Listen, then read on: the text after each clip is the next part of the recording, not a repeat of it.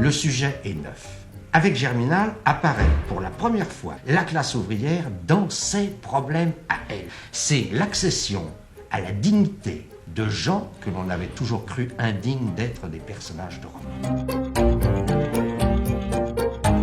Il éprouve à un moment donné le besoin d'aller voir lui-même sur place, ne serait-ce que pour pouvoir vraisemblabiliser les sensations, les impressions de son personnage.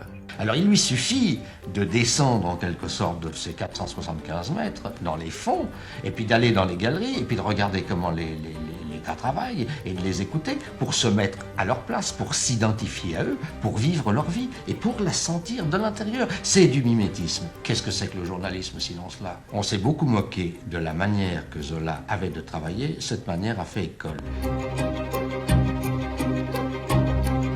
Il conçoit le roman comme un instrument d'enseignement, de diffusion du savoir. Il récupère beaucoup de notes de lecture, là notamment sur les aspects techniques des mines. Ensuite, il y a un moment important, c'est ce qu'il ajoute, c'est ce qu'il a pris comme note quand il fait des visites. Et là, il reprend les ébauches où on voit une évolution justement de l'inspiration qu'il avait auparavant. Ensuite, il utilise de la presse. L'étape encore suivante, ce sont les plans. D'abord un plan général, puis un plan détaillé. Il s'agit d'organiser les choses et de ne pas laisser aller dans tous les sens finalement, ce qu'il est en train de construire. Toujours dirigé, ce qui n'est pas forcément habituel, notamment à cette époque-là.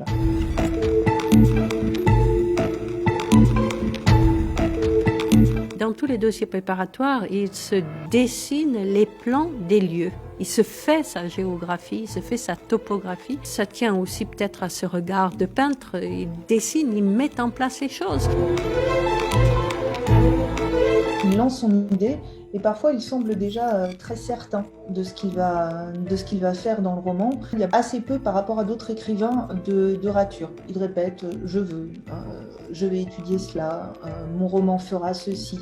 Il parle toujours au futur simple. L'assiette au beurre, les affamés, château branlant. Un beau jour, il est tombé, je crois, dans le grand dictionnaire universel du 19e siècle de Pierre Larousse, sur l'article germinal. Il s'est aperçu que germinal, étymologiquement, cela signifie la germination, la renaissance des forces nouvelles, et il s'est aperçu qu'historiquement, germinal avait été en 1795, je crois, une révolution populaire.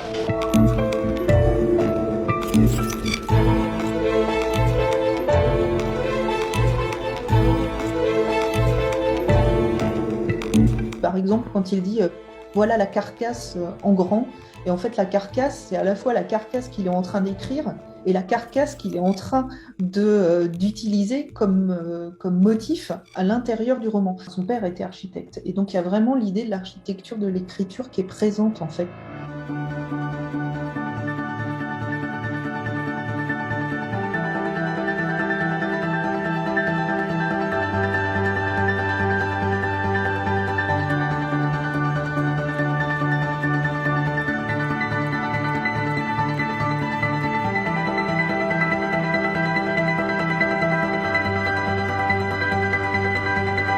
Il y a quand même un aspect d'expressionnisme, de surnaturel qui est présent, alors que pourtant on ne pourrait pas être plus dans le monde du travail concret. Donc il y a vraiment l'idée aussi de créer une beauté incroyable dans ce qui est pourtant si terrible du point de vue social.